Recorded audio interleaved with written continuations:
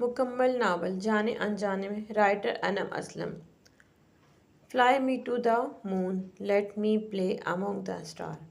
گاڑی میں فل والیوم پہ یہ میوزک لگا کر وہ مزے سے گاڑی ڈرائیو کر رہی تھی.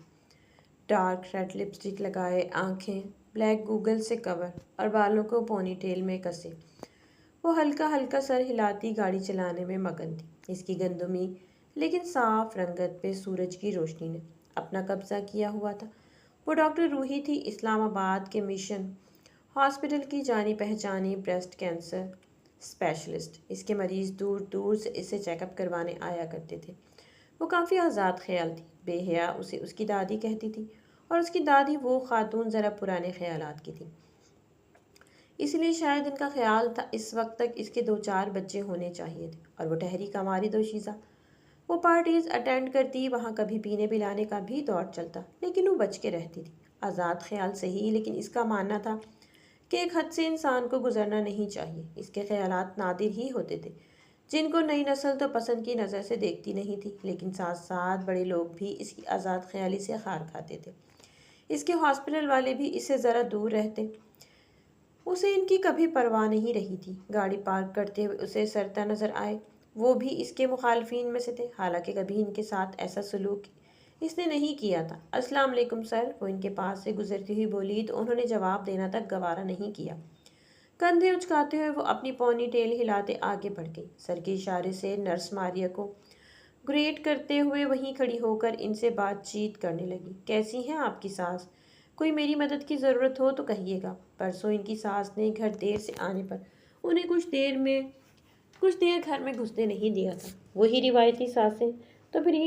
تو پھر ماریا نے اسے کال ملائی. اس نے کال پہ اس کی ساس کو بار بار یقین دلایا کہ اس دن مریض زیادہ تھے، اسی لیے دیر ہو گئی ان کو. ارے نہیں ڈاکٹر، بس ایسے ہی ان کے ڈرامے ہیں. آپ کیا لیں گی؟ وہ مسکرا کے ان سے کہتی اپنی فائلز کھولنے لگی. 1 کپ گرین ٹی پلیز، اور 5 منٹ بعد بھیج دیجیے گا پہلے پیشنٹ کو. وہ کوئی 30 سال کی لڑکی تھی. بہت شرماتے ہوئے اس کے قریب بیٹھی. وہ مسکرا کر اس سے باتیں کرنے لگی. اس کے مرض کے بارے میں تو بالکل بھی نہیں. ارے آپ کی شال تو بہت پیاری ہے. کیا نام تھا تمہارا؟ میں بھول گئی. وہ ذرا سا مسکرائی. مریم. ہاں مریم. کہاں سے ہیں؟ تمہاری شال سے لگتا ہے کسی سردی والی جگہ سے رہنے والی ہو. میں یہیں رہتی ہوں، بس مری سے تھوڑا آگے ہے گاؤں. وہ شرماتے ہوئے بتانے لگی. شادی ہو گئی تمہاری؟ نہیں جی. وہ شرماتے نظر میں ہی نہیں اٹھا سکی، اور وہ اس کا لال چہرہ دیکھتے حیرانی سے دیکھ رہی تھی. حیا کے باعث چہرے پہ بکھرے رنگ اس کو ہمیشہ اپنی طرف اٹریکٹ کرتے تھے. اس کو کچھ دیر دیکھتے ہوئے وہ اپنے حواسوں میں واپس آئی. میرا نام ڈاکٹر روحی ہے. اب مجھے بتاؤ کہ تم کیسے آنا ہوا؟ وہ پیشہ ورانہ انداز میں بولی. ہلکی سی مسکراہٹ اس کے لبوں سے جدا نہیں ہوئی. مجھے جی چیک اپ کرانا تھا. مجھے یہاں کچھ محسوس ہوتا ہے. وہ اشارے سے بتاتے ہوئے زمین کو گھور رہی تھی. اچھا مجھے بتاؤ تمہیں کیا لگتا ہے کیا ہو سکتا ہے؟ دیکھیں مجھے زیادہ نہیں پتا، لیکن میں نے سوچا کہیں کوئی پتھری نہ ہو یا کینسر. اللہ نہ کرے. ایسی بات کہتے ہوئے وہ خود اپنے کانوں پہ ہاتھ لگائے. اچھا تمہیں ایک بات میں بتا دوں کہ اگر درد ہو رہا ہو تو ضروری نہیں وہ کوئی پتھری ہی ہو. کبھی کبھار کچھ جراثیم ہمیں تنگ کرتے ہیں، کبھی سوجن ہوتی ہے، کبھی آپ کو کچھ سخت سا محسوس ہو تو ضروری نہیں کہ وہ کینسر ہو سکتا ہے ویسے ہی پانی کی تھیلی ہو. تو اس کے لیے مجھے پہلے آپ کا معائنہ کرنا پڑے گا. ہو سکتا ہے کہ اس کے لیے کچھ ٹیسٹ بھی کرواؤں. تو پہلے معائنہ کروں گی آپ کا. درد تو بتانا ہے. مجھے یہ بتائیں کہ کیا آپ معائنے کے وقت کسی اور کو ساتھ لانا چاہیں گی یا اکیلی ہی معائنہ کروائیں گی؟ آرام سے دھیمے لہجے میں بولتی وہ اس سے مخاطب ہوئی. اس کی جھجک اب کافی حد تک دور ہو چکی تھی، لیکن کپڑے ہٹانے کی جھجک تھی. وہ اسے آرام سے سمجھاتی اس کا معائنہ کرنے لگی. گھر آئی تو وہاں کا وہی ماحول. دادی برآمدے میں بیٹھی اس کا انتظار کر رہی تھی. شاید کہاں سے آ رہی ہو، اتنے کرخت لہجے میں پوچھتی تھی کہ لگتا تھا واقعی کہیں غلط جگہ سے آ رہی ہے. وہ کام سے اور کہاں سے، اکتا کے کہتی وہ سینڈل اتارنے لگی. یہ کوئی وقت ہے گھر آنے کا؟ سرائے سمجھ رکھا ہے گھر کو، جس کا جب دل چاہتا ہے سونے آ جاتا ہے. کوئی 12 بجے آ رہی ہے اور کسی نے آنا ہی نہیں گھر. دادی نے اپنا تکیہ اس کی گود سے کھینچا. کس کا غصہ ہے دادی، کس پر اتار رہی ہیں؟ وہ سیدھی ہو کر بیٹھی. آج تمہاری ماں نہیں آ رہی گھر، وہی پارٹی ہے بھائی.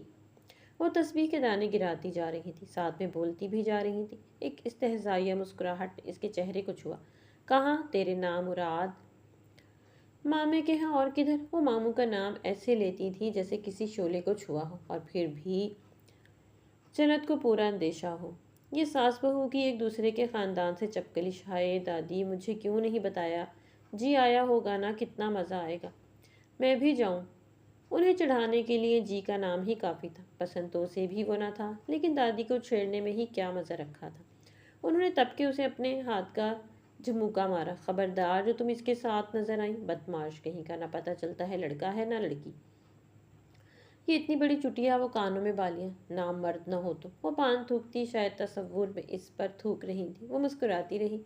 دونوں ایک دوسرے سے جتنا چڑھتی تھی اتنا ہی ایک دوسرے کے بارے میں سوچتی تھی۔ وہ اکثر فارغ وقت میں دادی کی باتوں کو سوچتی تو نہ چاہتے ہوئے بھی دادی کو بھی اس کا انتظار رہتا، وہی جو تھی جو دادی کی بھڑاس چپ چاپ سن بھی لیتی تھی اور ان سے دو چار باتیں بھی کر لیتی تھی۔ ان کے چہرے کے بگڑتے زاویے درست کرنے کے لیے ان کے ماتھے پہ بوسہ دیتی اٹھ گئی۔ کیا بنایا ہے آج کھانے میں؟ گرینی، آج بہت بھوک لگی ہے۔ موڈ میں وہ انہیں گرینی کہتی تھی اور دادی کو سخت نفرت تھی اس انگریزی لفظ سے۔ دادی، دوائی کھائی ہے آپ نے؟ ابھی اعلیٰ دوائی، یہ نظر دوڑاتے ہوئے بولی، مجھ سے نہیں کھائی جاتی یہ کڑوی کسیلی دوائی، کچھ نہیں ہوتا مجھے، ابھی نہیں مرنے والی میں۔ اب کیا شور ہے؟ وہ تنگ آ کر اٹھی۔ دادی کیا مسئلہ ہے؟ آپ کو پتہ تو ہے روز دوائی کھانی ہوتی ہے، تو یہ صبح صبح کیوں شور ڈالتی ہیں؟ کہاں ہے دوائی؟ لاؤ ادھر۔ وہ ایک ہاتھ سے دادی کا منہ کھلوائے دوسرے ہاتھ سے گولی رکھتی بولی، نگلے ان کا منہ بند کر کے بولی۔ وہ بھی بچوں کی طرح نانا کرتی رہی، ان کے ہاتھ پکڑو، ابھی کو آرڈر دیا۔ ساتھ ہی اس نے پانی کا گلاس دادی کے منہ سے لگایا، آدھا منہ کے اندر آدھا باہر۔ دادی کی شکل دیکھنے والی تھی، ان کا شوگر لیول کسی بھی وقت اوپر نیچے ہو جاتا تھا۔ دوائی تو مست تھی، جب انہیں یقین ہو گیا کہ گولی نگل لی ہے تو ایک تھپڑ کھاتی۔ وہ پیچھے ہٹی، پھر اپنی کمر سہلاتی ابیا سے بولی، تم ذرا آہستہ بولا کرو، پھٹا ڈھول فٹ ہے تمہارے منہ میں۔ دادی اس کو مارنے کے لیے چپل ڈھونڈ رہی تھی جو وہ خود پہن کے کھڑی تھی۔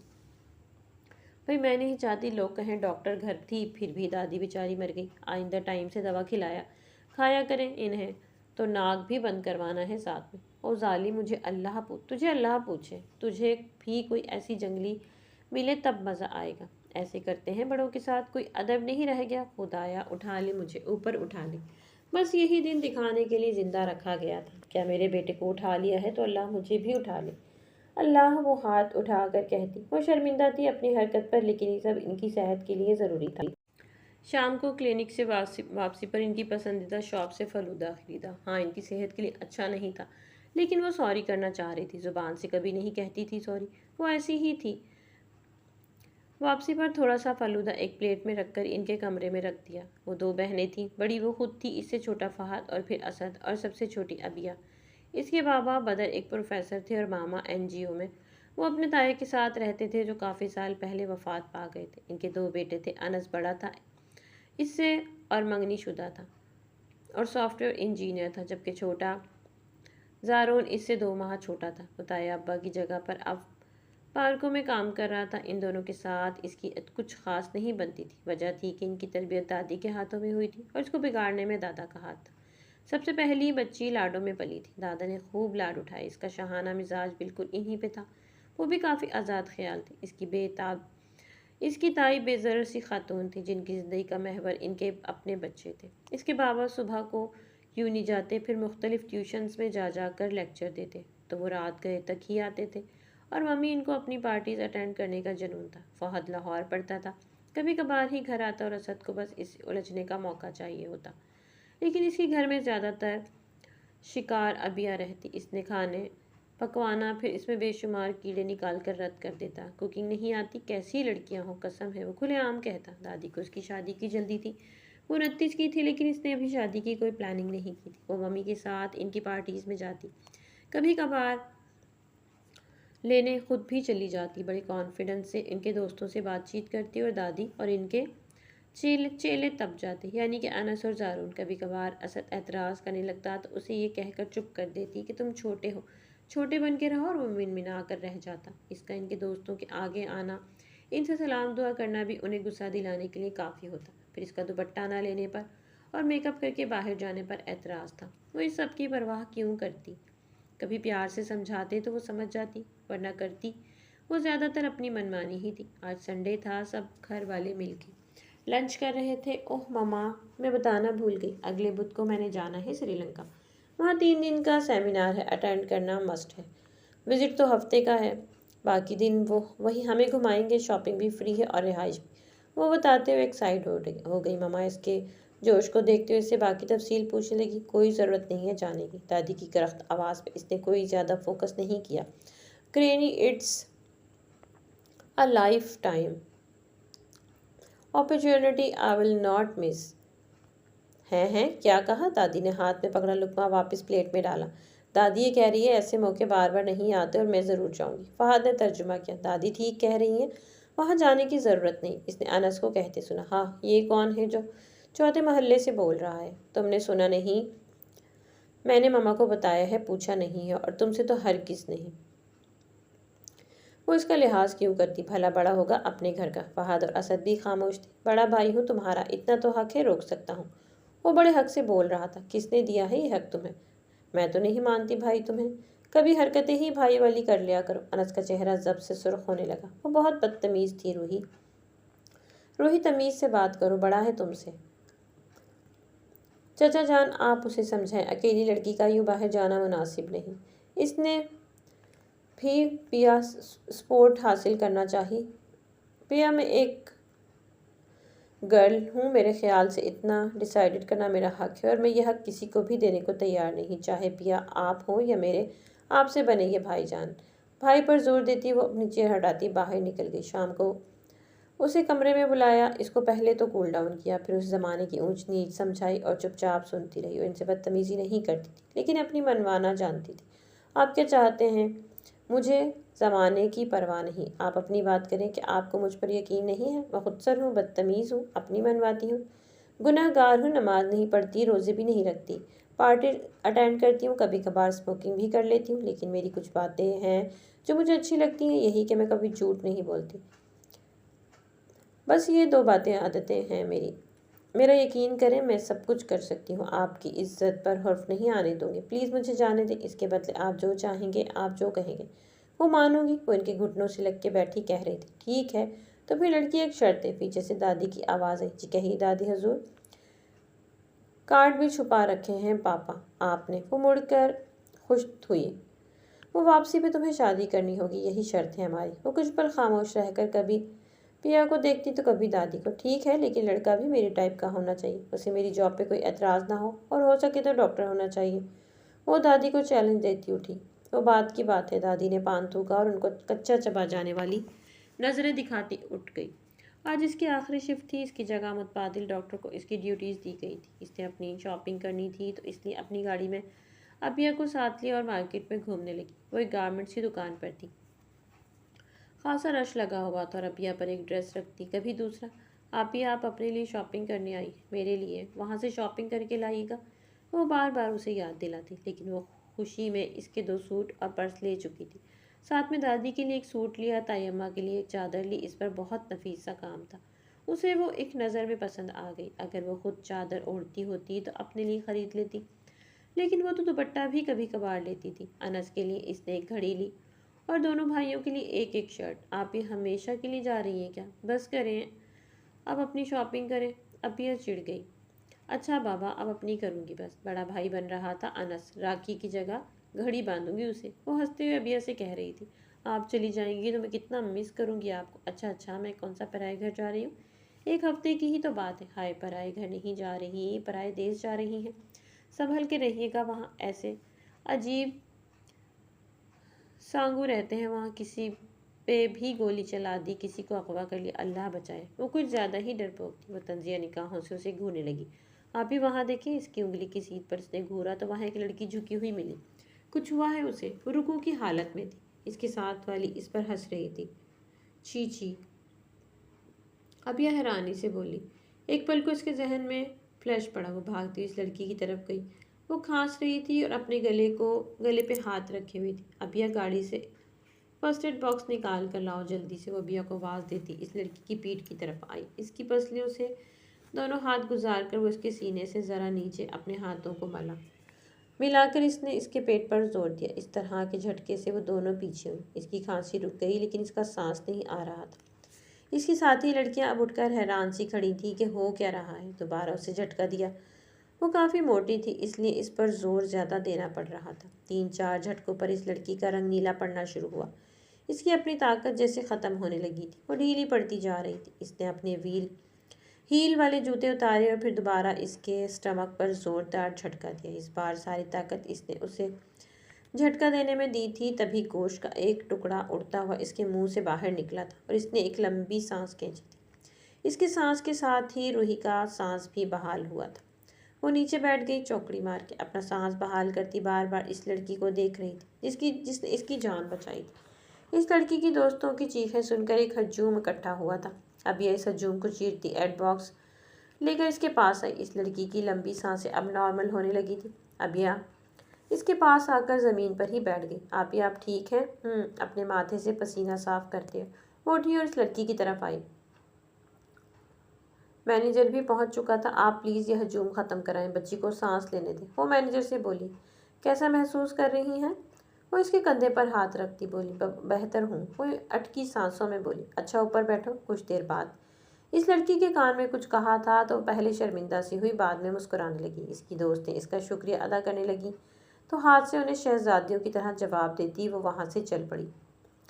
اگلے دن کی فلائٹ پہ وہ چڑھنے لگی، سب سے دعا سلام کرتے۔ جب جہاز پہ چڑھی تو اسے ایک جانی پہچانی شکل نظر آئی۔ زارون، تم کہاں سے آ گئے؟ دادو نے بھیجا ہے، تمہارے ساتھ رہوں گا۔ Oh my God, oh my God, I am in speechless. منہ پھاڑے اسی کو دیکھ رہا تھا۔ Can't believe this, I can't believe this. کسی کو دیکھ رہی تھی۔ وہ مسکراتا ہوا اپنے سامنے رکھا میگزین کھول کے بیٹھ گیا۔ ویسے یہ بتاؤ کہ کس لیے ہو تم میرے ساتھ؟ تجسس کے ہاتھوں مجبور ہو کر پوچھ ہی لیا۔ وہ کیا ہے نا کہ میری دادی کہتی ہیں کہ رات کو ایک دفعہ تمہارا حال پوچھ لیا کروں، باقی جب تم سیر کے لیے جاؤ تو تمہارا باڈی گارڈ بن کے رہوں۔ جب جہاز لینڈ ہو تو ان کے انکشافات پر وہ غش کھانے لگی۔ دادی کی چالاکیوں پر اف، اب کر کے دکھائیں میری شادی، میں بھی دیکھتی ہوں کیسے کرتی ہیں وہ۔ قبول ہے، خود کریں گی۔ ناک پھلائے ہوئے وہ اپنا بیگ گھسیٹنے لگی اور اسے سرزش کرتا ہوا بولا، استغفر اللہ، سوچ کے بولا کرو لڑکی، اور تم دادی کے پیچھے دور رہو مجھ سے، خبردار جو قریب آئے۔ اس کو وارن کرتی وہ اپنے ساتھی ڈاکٹرز کا ویٹ کرنے لگی۔ مسکراتا ہوا اسے ایک چٹھی پکڑا گیا۔ اس پر اس کا ایڈریس لکھا تھا، شاید اس نے دیکھے بغیر پھاڑ دیا۔ ریسٹورنٹ میں آ کر اپنے آپ کو کول ڈاؤن کرتی کب وہ سوئی اسے پتہ ہی نہیں چلا۔ جب سو کے اٹھی تو اپنے آپ کو تسلی یوں دی کہ روحی مزے کر، پہلی دفعہ آئی ہے اکیلے۔ پھر تیار ہونے لگی۔ اس نے میٹنگ اٹینڈ کی، پھر دوبارہ کمرے میں آ کر سو گئی۔ اس نے ناراضگی کے سبب گھر کال تک نہیں کی۔ اب میں نہیں بول رہی کسی سے، ساتھ میں ایک لنگور بھیج دیا ہے۔ ہر روز 7 بجے تک وہ اس کے کمرے میں آتا، اس سے 2-4 باتیں کر کے خیریت پوچھتا اور چلا جاتا۔ اس نے آج شاپنگ کا پلان کیا تھا۔ پہلے کافی پی اور پھر اکیلے ہی شاپنگ کرنے لگی۔ اب یہ کی چوائس اچھی تھی، اس میں اس کے ساتھ مزہ آتا تھا شاپنگ پہ۔ اسے لگا کہ کوئی اس کے پیچھے ہے، بار بار مڑنے پر بھی اس کو کوئی نظر نہ آیا۔ اپنا وہم سمجھ کے وہ دوبارہ شاپنگ کرنے لگی۔ اس سے پہلے کہ روم میں آ کر اپنے سینئر ڈاکٹر سر ضیاء کو اس بارے میں بتایا۔ وہ دور اندیش شخص تھے، اسے اکیلا کہیں جانے سے منع کرتے۔ وہ ایڈمن کو آگاہ کرنے لگے۔ اس نے سوچ لیا تھا کہ رات کو جب زارون آئے گا تو اسے بھی بتائے گی۔ اسے کال کی تو وہ فون ڈسکنیکٹ کر گیا۔ اس کو صرف یہ میسج کیا کہ مجھے لگتا ہے کہ کوئی میرا پیچھا کر رہا ہے، آج رات کے 7 بج گئے تھے اور وہ نہیں آیا تھا۔ اچھا کل بتا دوں گی۔ وہ مووی دیکھنے میں مگن تھی جب دروازے پہ دستک ہوئی۔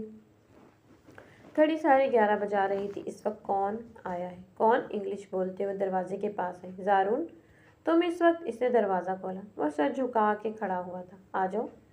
دروازہ کھولتے ہوئے وہ سائڈ پہ ہوئی۔ اندر وہ صوفے پر بیٹھ گئی۔ ٹھیک ہو تم؟ Did you drink? وہ کھڑا ہو کر پوچھنے لگا۔ اس کے منہ سے آتی بو سے وہ صحیح طرح سے آگاہ تھی۔ ہاں، وہ پتہ نہیں دوستوں نے کیا پلا دیا مجھے، سر گھوم رہا ہے۔ گھومے گا ہی یہ پی کر۔ ابھی جاؤ تم یہاں سے۔ اچھا تھوڑی دیر بیٹھ جاؤ۔ گھومتے سر کو دونوں ہاتھوں سے تھامتے ہوئے بیڈ پر بیٹھ گیا۔ یہ لو گولی کھاؤ اور جاؤ یہاں سے۔ اسے پیناڈول پکڑاتے ہوئے وہ گلاس لینے کے لیے آگے بڑھی۔ گولی کی جگہ اس کا ہاتھ یوں پکڑ لیا تھا۔ وہ اس وقت ڈرنک تھا۔ ایک سنسنی سی اس کے پورے جسم میں دوڑ گئی. ہاتھ چھوڑو اور جاؤ یہاں سے. وہ اپنا ہاتھ چھڑانے کی کوشش کرتی اس کو دھکا دینے لگی. سارو نے اسے بیڈ پر دھکا دیا. گلاس ابھی تک روحی کے اسی ہاتھ میں تھا. دوسرے ہاتھ میں آیا تکیہ اس کے منہ پر مارتے ہوئے وہ اپنا ہاتھ چھڑانے کی کوشش کی. اپنے آپ کو بچاتے ہوئے وہ نیچے ہوتا ہوا گرا تھا. موقع کا فائدہ اٹھاتے ہوئے دروازے کی طرف بھاگی. گلاس کپ کا گر کر چکنا چور ہو گیا تھا. وہ دروازہ بند کرتی وہ وہاں سے نیچے کی طرف بھاگی. اپنے سینئر ڈاکٹر کا دروازہ کھٹکھٹاتی وہ بھول گئی تھی کہ وہ لوگ تو ابھی تک لوٹے ہی نہیں تھے. اس نے آج چھٹی کی تھی تاکہ شاپنگ کر سکے. اپنا ڈریس ٹھیک کرتی وہ سانس بحال کرتی ریسیپشن پہ آئی. نیچے ابھی تک گہما گہمی تھی. انہیں کیا فرق پڑتا ہے کسی کی عزت لٹ جائے کسی کی جان چلی جائے. Actually my cousin is drunk right now. He just barged into my room. وہ سانس لینے کو رکی. How can I help you? وہ ہونک بنی اس کے چہرے کو دیکھ رہی تھی. Then I want you to take him out of my room. Call a taxi and let him drive. Oh, to his guest house. وہ ان کی عقلوں پر ماتم کرتی انہیں سمجھانے لگی. Sure ma'am.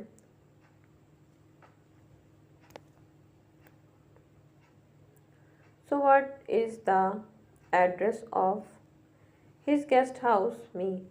اسے یاد آیا کہ اس نے تو چٹھی پھاڑ دی تھی. ماتھے پہ ہاتھ رگڑتی وہ کچھ سوچ کر اس سے مخاطب ہوئی.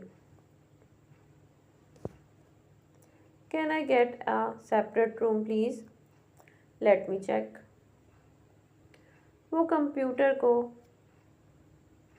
Let me check ma'am چھاننے لگا. I'm sorry ma'am, all rooms are booked already.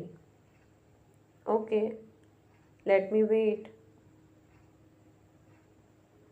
وہ آہستہ آہستہ چلتی ہوٹل سے باہر آئی. مزے کی ہوا چل رہی تھی. سامنے گراؤنڈ میں واک کرنے لگی اور دادی کو یاد کرنے لگی. وہ ہوتی تو اس وقت کتنا ڈانٹتی. اس ستم گر کو یاد بھی ابھی آئی تھی.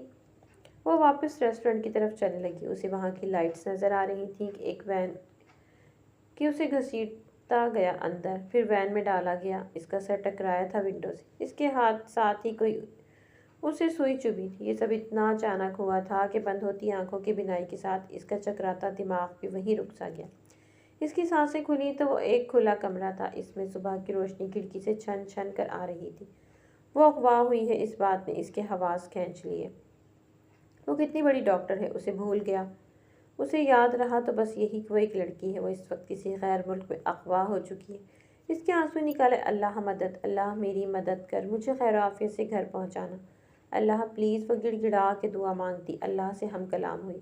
اس اللہ سے جس کی اس نے زیادہ تر نافرمانی کی. اس نے نماز کا حکم دیا. اس کے پاس جواز تھا. اللہ تھک جاتی ہوں, نماز نہیں پڑھ سکتی. اس نے روزے کا حکم دیا تو کہا اللہ دن بھر کام کرنا ہوتا ہے. روزے کے لیے تو گھر رہوں آرام کروں تو رکھوں گی نا. وہاں گرمی تھی, شدید گرمی. اس کا دم گھٹ رہا تھا. پھر دروازہ کھولا تو ایک کالا افریقن اندر داخل ہوا اور آگے اس کے سامنے پلیٹ میں کچھ رکھا. شاید کھانے کے لیے. اسے سمجھ نہیں آیا کہ وہ تھا کیا.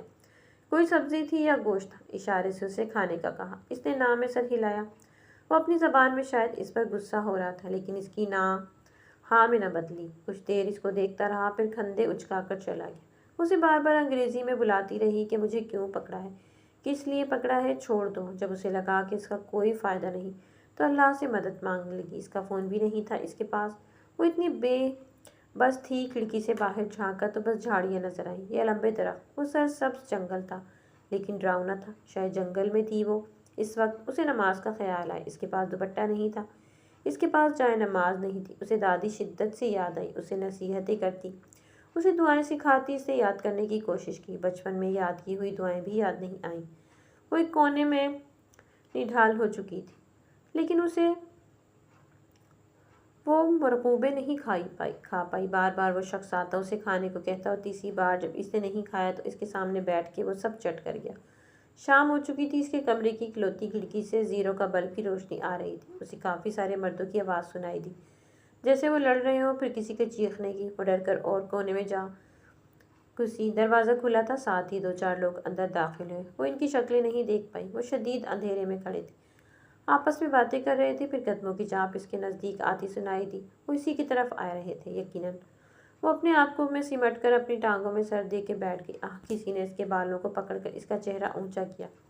اٹھانے والے کا چہرہ نقاب میں تھا۔ وہ اس سے کچھ کہہ رہا تھا اور اس کے منہ سے بھی یہی نکل سکا، آئی کانٹ انڈرسٹینڈ۔ اس کے منہ پر وہ تھپڑ مار کر اسے گھسیٹتے ہوئے کمرے کے درمیان میں پھینکا۔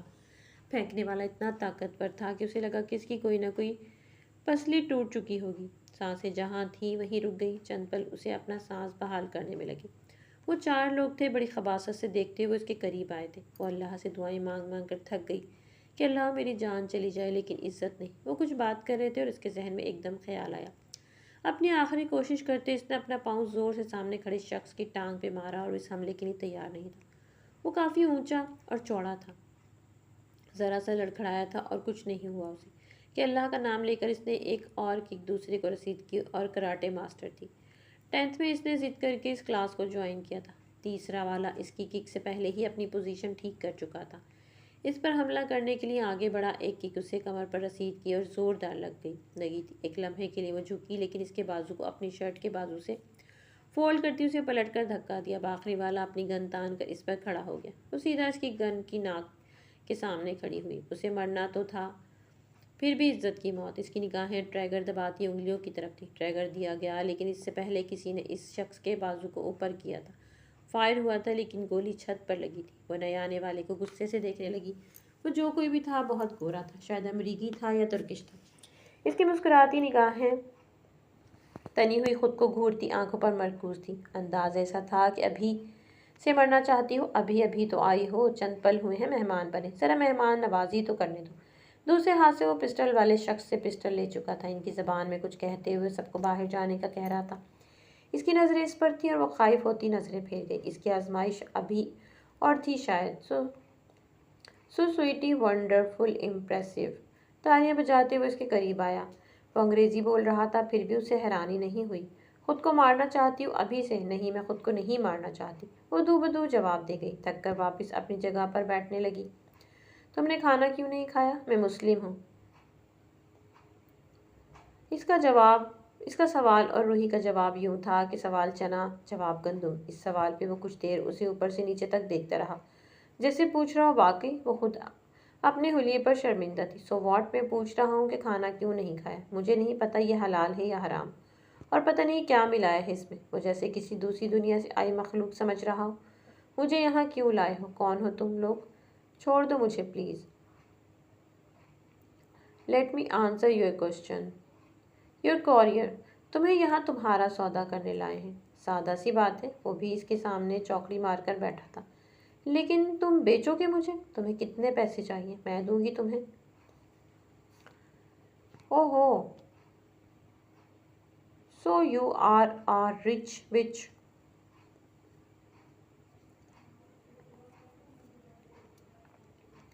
خود کو ایسی گالیوں سے پکارا جانا اسے شرمندگی سے زمین میں دھس آ گیا۔ آخر میں اس کا کہک آیا تھا اور اس کی گونج سے بھی گھبرا گئی تھی۔ ویل، کتنے پیسے ہیں تمہارے پاس یہ تم بعد میں بتانا۔ ابھی ایک بات بتاؤں تمہیں ان لوگوں سے پنگا لے کر اچھا نہیں کیا۔ ٹائم پاس کرنے دو، خود بھی مزے کرو، دوسروں کو بھی مزے لینے دو۔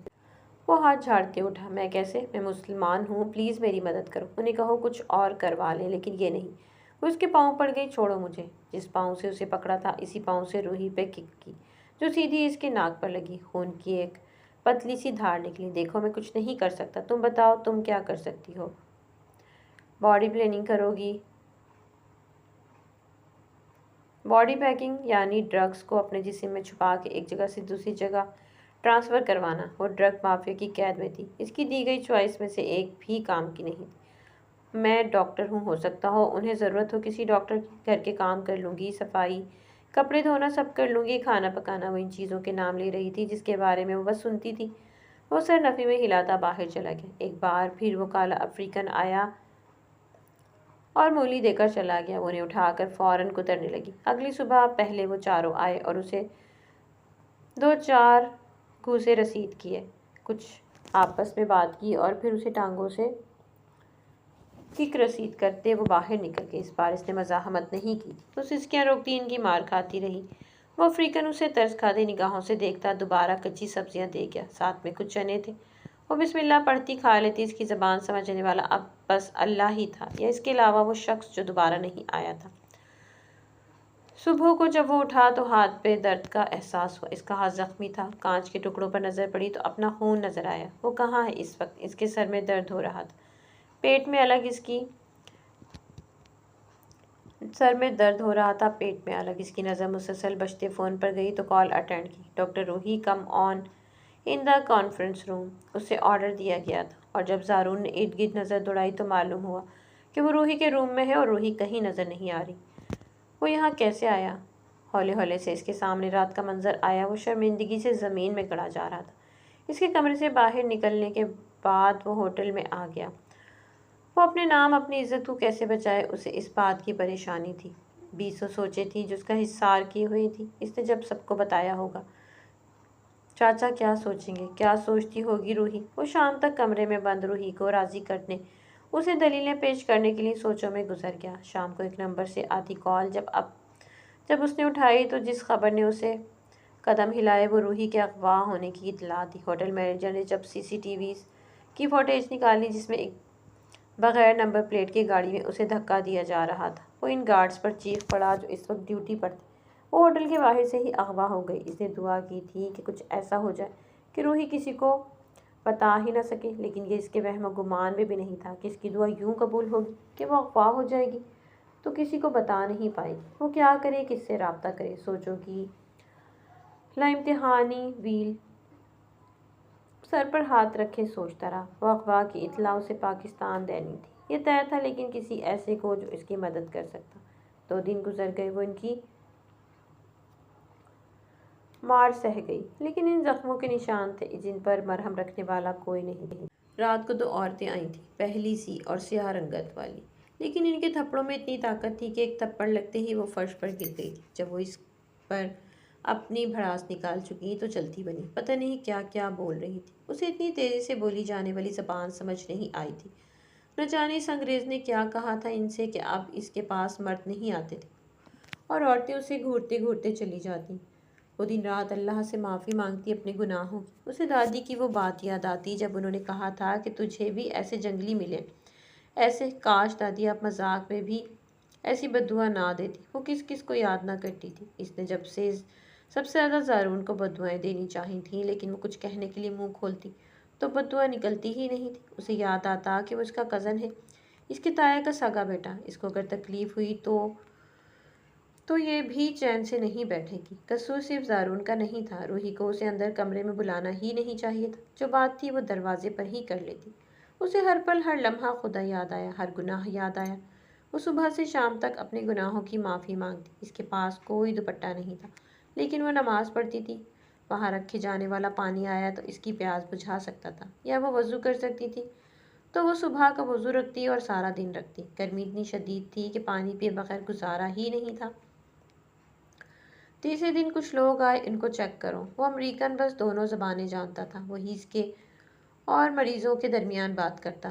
وہ کام کی بات کرتا اور چپ رہتا۔ وہ اس سے زیادہ بات نہیں کر سکتی تھی۔ اس نے اپنا نام ڈینی بتایا تھا۔ ڈینی کیا تم مجھے کوئی کپڑا لا دو گے؟ وہ کندھے اچکا کر چلا گیا۔ ہاں، اگلے دن کچھ کپڑے اس کے کمرے میں پڑے تھے۔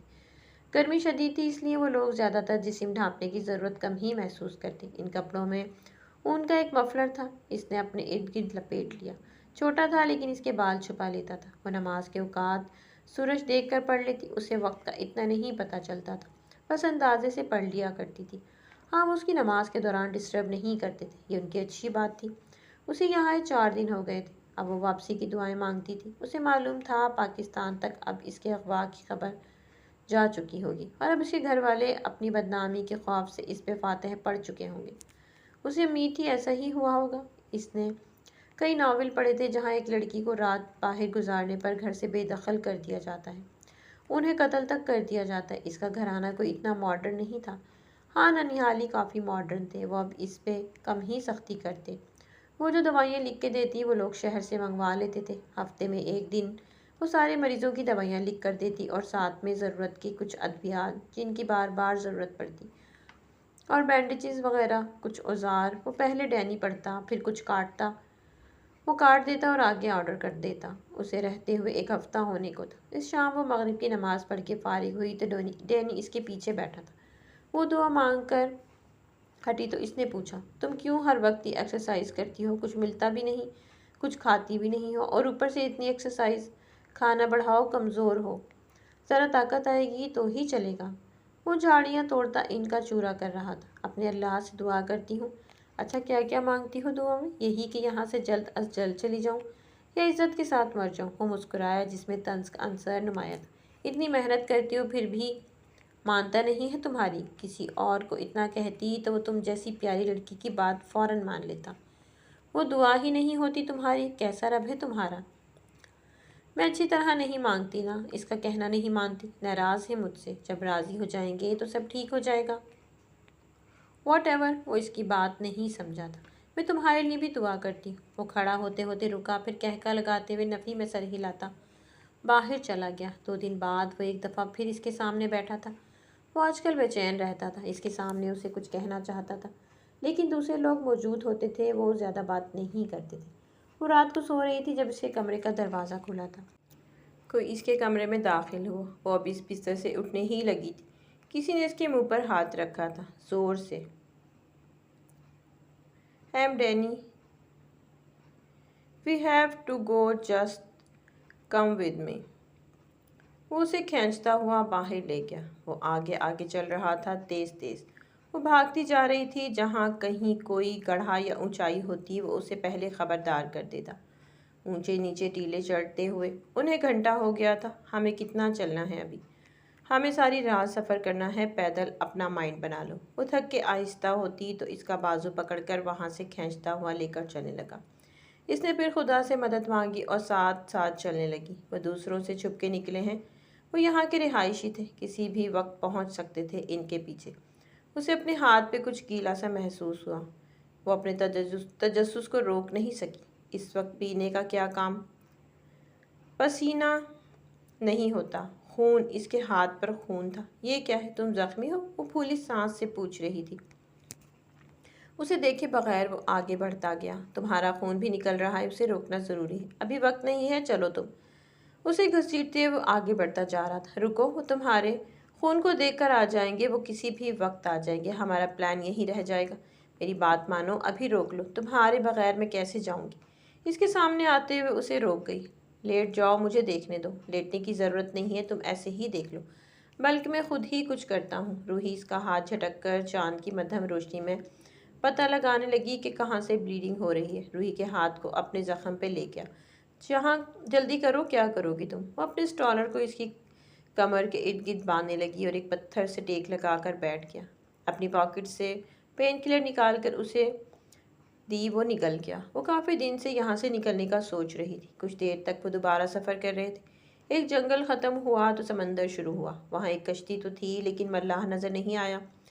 ایک آدھ نظر آیا جو ڈینی نے پہلے ہی بک کروایا ہوا تھا، شاید کیونکہ انہیں دیکھتے ہی وہ کشتی چلانے لگا تھا۔ وہ ٹیک لگا کر بیٹھا ہوا تھا۔ روحی بھی اس کی دیکھا دیکھی اس کے سامنے بیٹھ گئی۔ اس نے زندگی میں ایسا کٹھن سفر نہیں کیا تھا۔ جب انہیں اس جنگل کے درخت اور پہاڑ نظر آنا بند ہوئے تو ذرا ڈھیلا ہو کر بیٹھا تھا، لیکن کمزوری کی وجہ سے۔ تھوڑی دیر بعد آڑا ترچھا لیٹ گیا۔ آرام کر لو، دوبارہ پیدل سفر کرنا پڑے گا۔ ہچکولے کھاتی وہ کشتی اور اس کے ساتھ ہی ملتے ہوئے وہ 3 انسان۔ کشتی کا ملاح اتنی برق رفتاری سے چپو چلا رہا تھا جیسے اس کی جان سولی پر لٹکی ہو۔ تم مجھے کیوں ساتھ لے کر جا رہے ہو؟ اس طرح تمہاری زندگی خطرے میں پڑ جائے گی۔ واپسی پر؟ واپس کون جا رہا ہے؟ تو کیا تم بھی یہاں اغوا کر کے آئے ہو؟ تشویش میں پڑتی اپنی مرضی سے آیا تھا، پھر ٹریپ کیا گیا تو یہیں کا ہو کر رہ گیا۔ واپسی کا خیال کیسے آیا؟ اسے دوبارہ پوچھنا مناسب نہیں سمجھا۔ تمہیں ڈر نہیں لگ رہا؟ وہ ذرا سا اٹھ کر بیٹھا۔ ڈر کس چیز سے؟ اس موسم میں تنہائی میں رات کو اکیلی میرے ساتھ ہو؟ وہ اسے ڈرا رہا تھا اور اس کی ڈری ہوئی شکل دیکھنا چاہتا تھا، لیکن وہ اس کے ساتھ اتنے آرام سے بیٹھی تھی جیسے برسوں پہلے کی جان پہچان ہو۔ اس کے یہ کہنے پر کہ تم میرے ساتھ اکیلی ہو، روحی نے اس کی توجہ ملاح کی طرف کرائی کہ ہم 3 ہیں، پھر اوپر چاند کی طرف انگلی بڑھاتے ہوئے بولی، اور مجھے پورا بھروسہ ہے کہ میں ٹھیک رہوں گی۔ بھروسہ کس پر ہے؟ مجھ پر؟ وہ جیسے حیران ہو۔ ہاں، شاید تم پر بھی ہے، لیکن اپنے اللہ پر بہت زیادہ ہے۔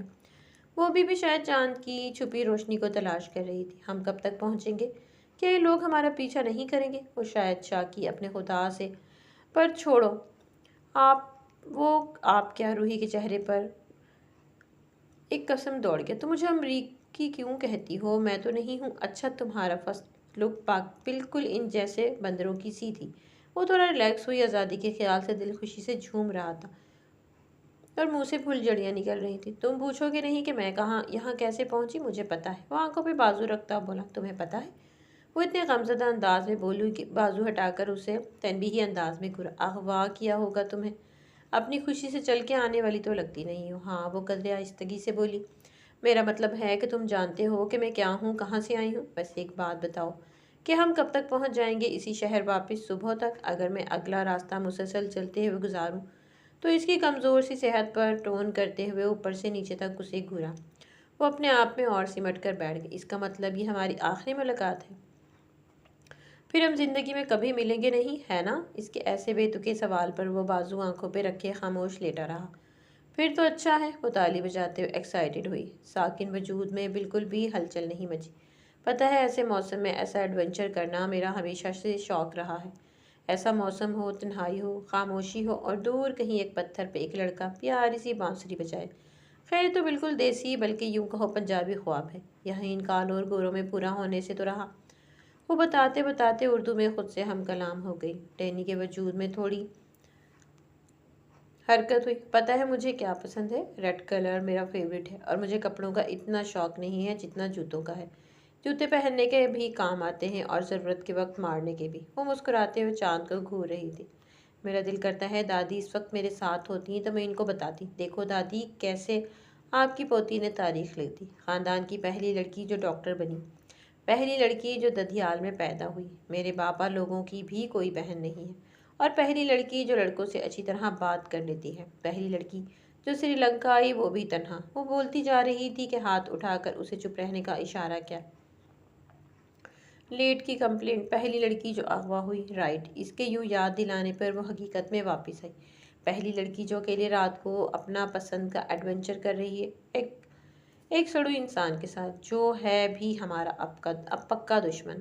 گورا نہ ہو تو؟ اردو میں اس پر لانتیں بھیجتے ہوئے اپنے گالوں پہ دونوں ہاتھ رکھ کر چہرے کو سہارا دیا۔ وہ خاموشی سے اسے دیکھتا رہا۔ ڈینی کے دیکھنے پر روحی نے بھی نظریں بھر کر اسے یوں ہی دیکھا جیسے وہ اسے دیکھ رہا تھا۔ ڈینی نے نظر ہٹائی۔ ویسے بندہ ہے تو پیارا۔ اگر یہ انگریز نہ ہوتا نا، اگر مسلمان بھی ہوتا تو شاید اردو میں بولتے بولتے وہ خاموش ہنسی۔ پاگل ہوں میں بھی۔ ہائے میں اغوا ہو گئی ہوں، کیا بنے گا میرا؟ گھر جاؤں گی تو کیا کریں گے میرے ساتھ؟ مجھے تو گھر میں گھسنے بھی نہیں دیں گے دادی۔ ویسے پاپا اچھے ہیں اور مجھے آنے دیں گے گھر میں، ہے نا؟ ماما ماڈرن ہے، انہیں فرق ہی نہیں پڑے گا۔ دادی کی ٹینشن ہے، دن میں گنتی رہتی ہیں ان کی، تو میں مکہ ہوا میں بلند کیا۔ انس کہتا ہے بہن ہو، جانے دو ذرا مجھے واپس۔ ہائے میری شادی، لگتا ہے وہ بھی نہیں ہوگی۔ اور کر لو ایڈونچر پاگل۔ اپنے آپ کو سر پہ چپت رسید کرتے ہوئے سامنے دیکھا تو وہ ذرا سی گردن اٹھا کر اسی کو دیکھ رہا تھا۔ یہ بھی سمجھ رہا ہو کہ کیسی پاگل ہے۔ کم از کم اس پر تو روب ہونا چاہیے کہ میں ذہین اور عقل مند ہوں۔ ویسے اسے کون سا سمجھ آ رہی ہوں کہ اللہ کا شکر ہے گورا ہے، وہ بھی گھر کا ہوا۔ ویسے یہ سارے ایسے ہی ہوتے ہیں۔ چین سموکر ایڈکٹ، ہماری اتنی لاجک والی باتیں انہیں سمجھ نہیں آتی۔ وہ اپنی باتوں پر مسکرائے جا رہی تھی۔ تم خاموش نہیں رہ سکتی؟ کچھ دیر سو جاؤ، پھر دوبارہ چلنا۔ اس کو غصے سے کہتا وہ دوبارہ لیٹنے کی کوشش کر رہا تھا، لیکن درد کی ایک لہر اس کے بدن میں اتر گئی۔ آہ! وہ اپنی کمر پر ہاتھ رکھتا ہوا سیدھا ہو گیا۔ مزہ آیا؟ بڑا آیا، مجھے ڈانٹ رہا تھا۔ اللہ نے خود ہی سزا دے دی میرا دل توڑنے کی۔ وہ بڑبڑائی۔ بند آنکھیں ایک پل کو کھلی تو ایسا لگا جیسے یہ آنکھیں کچھ کہنا چاہ رہی ہیں، لیکن لب پہ قفل پڑ چکے تھے۔ شاید زیادہ درد ہو رہا ہے تو ایک اور لے لو پین کلر، کہتے ہوئے 2 گولیوں سے تھمائیں جنہیں وہ سالم نکل گیا۔ اللہ کرے اس کو کچھ نہ ہو، اللہ اس کی صحت دے، میں اکیلی کہاں رلتی رہوں گی۔ اس کے چہرے پر تشویش کے آثار نظر آئے تو وہ منہ چھپا کے وہ مسکرایا تھا۔ اٹھو، اس کا کندھا ہلایا گیا۔ آنکھیں ملتی وہ اٹھی۔ میں کوئی سو تھوڑی رہی تھی، بس آنکھیں موندی ہوئی تھیں۔ وہ جمائی لیتے ہوئے اٹھی تو ایک ہی پوز میں بیٹھے رہنے سے جسم اکڑ گیا تھا۔ کھڑا ہونا چاہا تو ٹانگوں میں پڑے۔ او مائی، اوئی ماما! پھر اپنے ناک کو دباتے ہوئے 5 منٹ لگے تھے۔ اس وقت تک کشتی کنارے پر لگ چکی تھی۔ جانے انجانے میں وہ اپنے ساز و سامان کو اٹھاتے ہوئے کھڑا ہوا۔ کیا تھا اس کا سامان؟ ایک لکڑی تھی اور بس ایک چھپا ہوا خنجر اپنے قدم آرام سے اٹھاتی وہ اس کے پیچھے چل رہی تھی۔ جلدی چلو، وہ پیچھے مڑا تھا تو اس نے ایک پھونک اس پر ماری۔ کیا ہے؟ وہ ایسے اپنے چہرے پر سے اس پھونک کو اڑانے لگا جیسے اس نے سگریٹ کا دھواں اڑایا ہو، پھر اپنے اوپر کچھ پھونک ماری۔ آرام آرام سے کچھ بڑبڑاتی وہ اس کے پیچھے چل رہی تھی۔ اس نے آیت الکرسی پڑھی تھی اور چاروں کل اور دونوں پر پھونکا تھا۔ وہ اس سفر میں اس اکلوتے انسان کو کھونا نہیں چاہتی تھی۔ تبھی کچھ اس کے پاؤں کے اوپر سے رینگا۔ بسم اللہ پڑھتی اس کی زبان کافی اونچی ہو گئی۔ کیا ہوا ہے اب؟ وہ پیچھے مڑا۔ میرے پاؤں پہ کچھ ہے۔ وہ تپا ہوا آگے چلنے لگا۔ کہو اپنے خدا سے کہ دعا ہٹائے اسے۔ اس نے خود ہی لکڑی سے اسے ہٹایا۔ وہ سانپ جیسا محسوس ہو رہا تھا۔ تم کہ ہر وقت تمہارا خدا کہتے رہتے ہو، تمہارا بھی وہی ہے؟ وہ اس کے قریب ہوتے ہوئے اونچی آواز میں بولی۔ تم نے کہا تھا کہ تمہیں جانوروں سے ڈر نہیں لگتا۔ وہ جواب دینے کے لیے منہ کھول رہی تھی کہ اس کے منہ پہ ہاتھ رکھتے وہ کہا۔ وہ اس کے ارد گرد گھومتی نگاہوں کی طرف دیکھتے ہوئے گھبرائی۔ کوئی ہے ہمارے قریب؟ کوئی گاڑی کی آواز سنی ہے میں نے، وہ سرگوشی میں کہہ رہا تھا۔ وہیں کا سانس وہیں رکا ہوا تھا۔ اسے لے کر وہ درخت کی اوڑ میں ہوا۔ واقعی کچھ چل رہا تھا، کوئی گاڑی تھی۔ کیا اب ان کے پیچھے وہ آ گئے ہیں؟ اس کے رونگٹے کھڑے ہوئے۔ وہ سانس بند کیے اپنے سامنے کھڑے ڈینی کو دیکھنے کے بجائے اس کے پیچھے کھڑے جانور کو دیکھ رہی تھی۔ بس اس کی چمکتی آنکھیں اور اس کی آنکھیں کھل گئیں۔ ایک نہ شد، دو شد۔ وہ ڈینی کو بتانا چاہ رہی تھی۔ اپنے ہاتھ سے اس نے اشارہ بھی کیا، لیکن ان کی تھوڑی سی حرکت سے اس کا پتہ چل جاتا۔ لیکن ڈینی کا ہاتھ سختی سے اس کے منہ پر اور بڑھ گیا۔ وہ اس کی طرف دیکھنے کے بجائے پیچھے لوگوں کی جیپ سٹارٹ ہونے پر غور کر رہا تھا۔ وہ چمکتی آنکھیں اب درخت سے اتر کر قریب آ رہی تھیں۔ وہ ایک چیتا تھا۔ اسے یقین نہیں آیا کہ ایسی مخلوق بھی آج ہی اسے دکھائی دینی تھی۔ شاید ہمیں کچھ نہ کہے۔ اللہ مدد! وہ اللہ سے مدد مانگتی اپنے ہاتھ میں لکڑی کو مضبوطی سے پکڑ کر کھڑی تھی۔ لکڑی بھی اس کی طرح کمزور سی تھی۔ جیپ جانے لگی تو ڈینی کے ہاتھ کی سختی کم ہوئی۔ وہ ابھی پلٹا بھی نہ تھا جب چیتے نے اس کے اوپر حملہ کیا تھا۔ اسے سامنے سے دھکا دیتی اپنی لکڑی سے وہ اپنا دفاع کرنے لگی۔ زمین پہ گرا ڈینی بھی سنبھلا تھا۔ دونوں کی کمر درخت کی طرف تھی اور نظر میں سامنے کھڑے چیتے پر۔ ایک ہاتھ سے جیپ سے خنجر نکالتے ڈینی کو کچھ دیکھ کر اس نے ڈینی پر حملہ کیا تھا۔ وہ لکڑی سے ہی اپنا بچاؤ کر رہا تھا۔ وہی لکڑی سے اس پر وار کرتی جیپ ڈینی کو چھوڑ کر وہ اس کی طرف بڑھا۔ ایک وار پر اس کے ہاتھ سے لکڑی چھین لی۔ وہ اب جیسے تنہا کھڑی تھی۔ ڈینی کا خنجر جیب سے نکالتے ہوئے زمین پر گر گیا اور اندھیرے میں اسے زمین پر ہاتھ مار کر ڈھونڈ رہا تھا۔ چیتے نے اس کی بازو پہ اپنے نوکیلے دانت گھسائے، اسے ساتھ میں گھسیٹنے لگا۔ وہ اپنے دوسرے ہاتھ سے بازو باہر نکالنے کی کوشش میں بے حال ہوئی۔ اللہ مدد! ڈینی! اس کی بے بس سی آواز نکلی۔ ڈینی نے خنجر کو پکڑ کر پیچھے سے چیتے کے سر پر زور سے مارا۔ اس کی گردن سے پار ہوتا وہ خنجر شاید زخمی کر گیا۔ اس کی دھاڑ پر ادھ کھلے منہ سے وہ اپنا بازو ہٹانے لگی کہ اسے ڈینی نے تڑپتے چیتے سے خنجر نکال کر دوبارہ وار کیا تھا اور وہ وہیں تڑپ تڑپ کر انہی کے سامنے ٹھنڈا ہو گیا اور پھر اس کی طرف پلٹا۔ وہ اپنا بایاں بازو پکڑ کر بہتے خون کو روک رہی تھی۔ اس کے آنسو چاند کی دھیمی روشنی میں واضح نظر آ رہے تھے۔ سسکیاں تھیں، آنسو تھے اور درد اتنا شدید تھا کہ اس کی ہمت جواب دینے لگی۔ تو بہت بہادر لڑکی ہو۔ اب گھر جاؤ گی تو بتانا سب کو کیسے تم نے ایک ٹائیگر سے لڑائی کی ہے۔ وہ اس کی پیٹھ سہلاتا اسے حوصلہ دے رہا تھا۔ وہ شکاری تھا، ایسے زخم درد کتنا دیتے تھے وہ جانتا تھا، لیکن ساتھ ہی اپنے نشان ہمیشہ کے لیے چھوڑ جاتے ہیں۔ یہ نازک سی لڑکی کتنا برداشت کر رہی تھی۔ دکھاؤ بازو۔ اپنے زخم سے اس کا سکارف اتار کر اسی کو باندھ دیا۔ دیکھو ابھی جمع۔ ہمیں یہاں سے باہر نکلنا ہے، نہیں تو کسی اور جانور کا نوالا بن جائیں گے۔ اٹھو، ہمیں ہمت کرنی ہے۔ اب کچھ فاصلے پر ایک گاؤں ہے، وہاں تک پہنچنا لازم ہے۔ وہ اس کی ہمت بندھوا رہا تھا۔ وہ خود پریشان تھا۔ اسے سہارا دے کر اٹھایا اور دوسرے بازو سے پکڑتا چلنے لگا۔ اپنے درد کو بھولتے ہوئے وہ بھی آہیں نکل جاتی مجبور تھی۔ وہ اس کی پکار پہ رک نہیں سکتا تھا۔ 1 گھنٹے پیدل چلتے یہ اس کی ہمت جواب دینے لگی۔ وہ سونا نہیں چاہ رہی تھی، لیکن اس کی آنکھیں بند ہو رہی تھیں۔ اس کے کپڑے کئی جگہ سے پھٹ چکے تھے اور گھسیٹے جانے کی وجہ سے اس کے جوتے بھی راستے میں گر چکے تھے۔ اس کی آنکھیں بند ہونے سے پہلے اس نے محسوس کیا اسے کسی نے اٹھایا ہے، اور جب اس کی آنکھ کھلی تو سامنے آگ لگائی گئی تھی۔ صبح صادق تھی کہ پھوٹ رہی تھی، لیکن ڈینی کہیں نظر نہ آیا۔ تھوڑا سہارا لگا کے اٹھی تو بازو کا درد جیسے جان لے گیا اس کی۔ اس بازو کو دوسرے ہاتھ سے سہارا دیتی وہ اٹھی اور ارد گرد جھانکا تو ڈینی دور سے کچھ ٹہنیاں چھاڑتا لا رہا تھا۔ کچھ دیر تک قریب آیا تو اس کی طرف دیکھے بغیر وہ لکڑیوں کو آگ میں ڈالنے لگا۔ سردی نہیں تھی، لیکن وہ آگ کیوں لگا رہا تھا؟ تھوڑی دیر بعد اسے سمجھ آیا جب وہ راکھ ٹھنڈی کرتا اس کے زخم پر رکھ رہا تھا۔ وہ اپنا بازو اب روشنی میں دیکھ رہی تھی۔ جلد تو کسی جگہ سے پھٹ چکی تھی، لیکن ساتھ میں اسکن کے اندر تک کی لیئر نظر آ رہی تھی۔ مسلز بھی کچھ نظر آنے کچھ چھپے تھے ڈینی کے پاس، وہ اسے بھی دیے، اس نے بھی کھائے۔ ان دونوں کے درمیان طوفان برپا، خاموشی تھی، اس کے ہونٹ خشک تھے، پانی ملے گا؟ وہ دیکھ رہی تھی کہ پانی کہاں سے لائے گا۔ اس کے پیچھے کچھ ناریل تھے، وہ اس کی طرف اچھالے، وہ اتنے بھاری تھے کہ ایک ہاتھ سے وہ اٹھا نہیں پائی۔ اس کی طرف مدد آمیز نظروں سے دیکھتی رہی، یہاں تک کہ وہ اپنا والا ناریل اس کے منہ سے لگا چکا تھا۔ اٹھو، اب اس کو بازو سے پکڑتے اوپر اٹھایا اور چلنے کو کہا۔ وہ بھی ہمت کر کے چلنے لگی، اب کہ اس کی رفتار قدرے ہلکی تھی۔ اب سورج اپنی پوری شان و شوکت کے ساتھ چمکنے لگا تھا۔ یہ جنگل نہیں تھا، لیکن سرسبز جھاڑیاں ادھر ادھر نظر آ رہی تھیں۔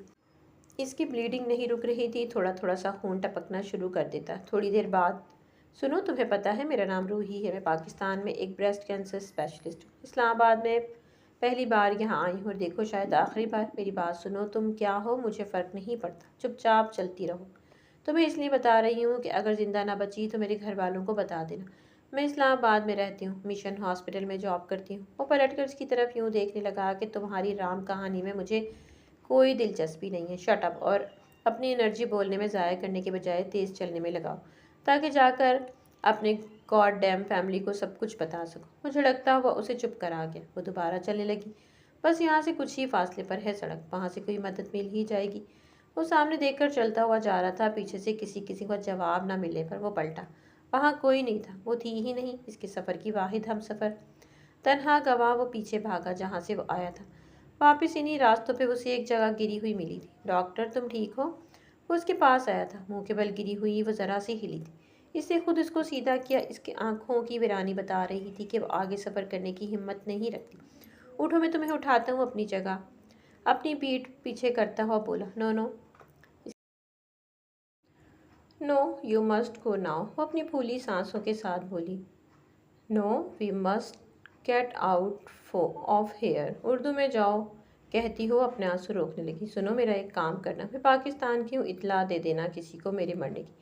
کتنا تکلیف دہ تھا اپنی متوقع موت کے بارے میں بات کرنا۔ میں کچھ نہیں سن رہا، تمہیں ہمت کر کے چلنا ہوگا میرے ساتھ۔ ڈینی، میری ایک بات مان لو، تم جاؤ، تمہارے ماں باپ کو ضرورت ہوگی تمہاری۔ میرے اور بہن بھائی ہیں، لیکن تم تو اکلوتے ہو نا، تم جاؤ، میری درخواست ہے۔ تم اللہ سے کیوں نہیں کہتی مدد کے لیے؟ وہ تو کچھ بھی کر سکتا ہے نا۔ لیکن کچھ بھی مدد نہیں کی اس نے اب تک، اور میں کچھ نہیں سن رہا۔ مرنے مارنے کی باتیں نہ کرو، میں ساتھ لے کر جاؤں گا تمہیں، وہ اسے غصے سے کہہ رہا تھا۔ دیکھو، میں اپنی باڈی کو جانتی ہوں، آئی کانٹ میک اٹ، تم جاؤ۔ کوئی تو زندہ رہے، اس طرح تو دونوں مارے جائیں گے۔ میں تمہیں اللہ کے حوالے چھوڑ کر جا رہا ہوں، زندگی میں دوسری دفعہ۔ اس دفعہ تمہارے گاڈ سے بات کروں گا کہ تمہیں زندہ رکھنے میں کوئی مدد لے کر آتا ہوں۔ Try to remain conscious. وہ اس کا گال تھپ تھپا کر چلا گیا۔ وہ اس وقت اسے گھر والے شدت سے یاد آئے۔ دادی، ایک دم توڑتی مسکراہٹ اس کے چہرے پر آ کر معدوم ہو گئی۔ بہت تنگ کرتی تھی میں آپ کو، مجھے معاف کر دینا، اللہ مجھے معاف کر دیجیے گا دادی۔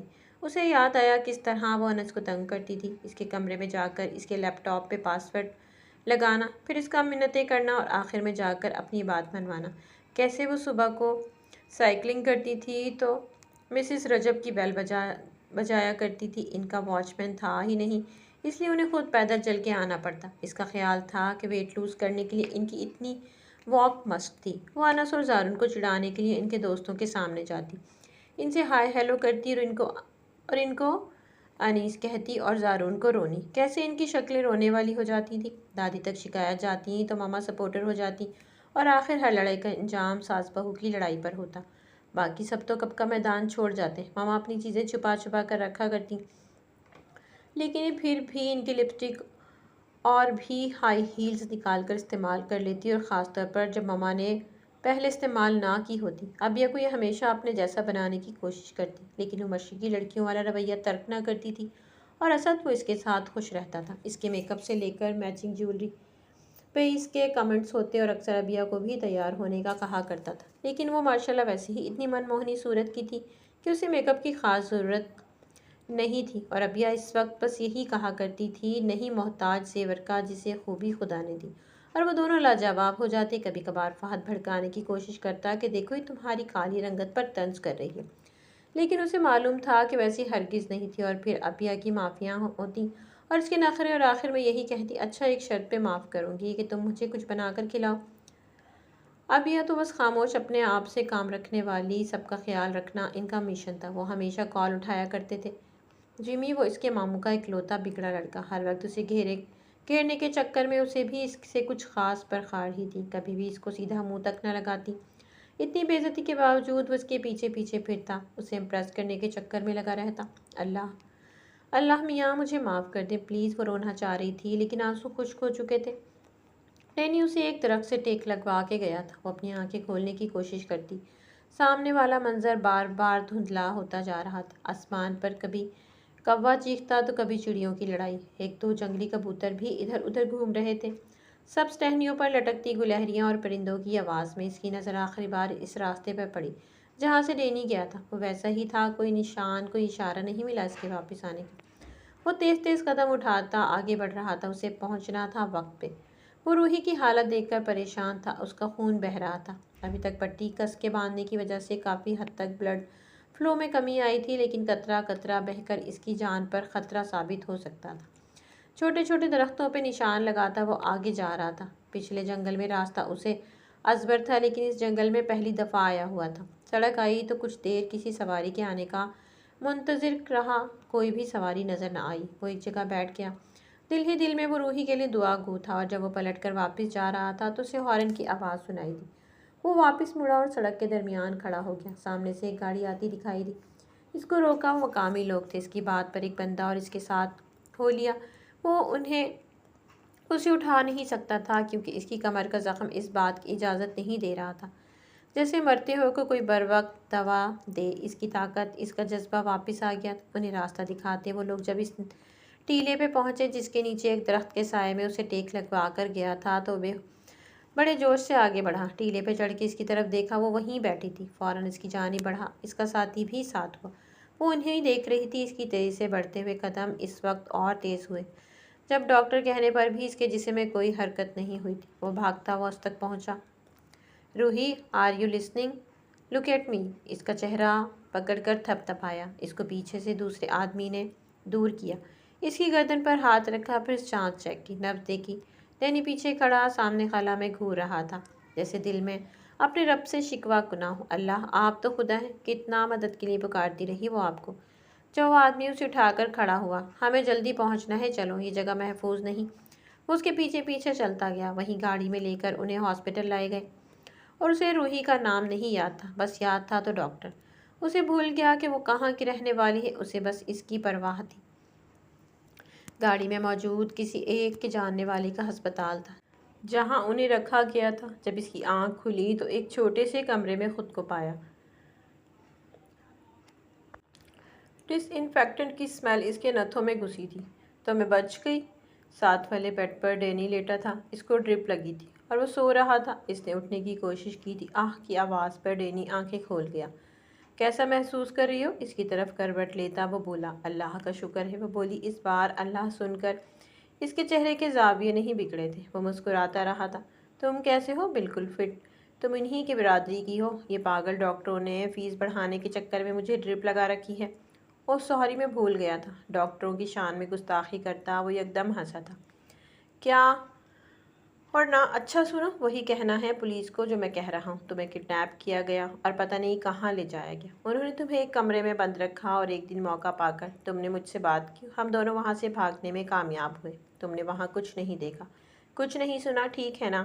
اور میں وہاں ایک ڈرنک کارنر چلاتا ہوں، سب کو ڈرنک دے کر تمہیں لے کر بھاگ آیا کیونکہ میں تم سے پیار کرتا ہوں، اوکے؟ آخر میں بتاتے بتاتے وہ آنکھ مار کر بولا تھا، لیکن میں مسلم ہوں اور یہ پیار وہ نہیں مانتی تم سے۔ تم نہ مانو، میں پیار کرتا ہوں۔ اور ارد گرد دیکھ رہا تھا، وہ ارد گرد دیکھ رہا تھا۔ نرس کے آتے وہ آنکھیں موند کر سوتا بنا۔ Hello, how are you feeling? وہ مسکراتے ہوئے اس کا جواب دینے لگی۔ مجھے ایک کال کرنی ہے۔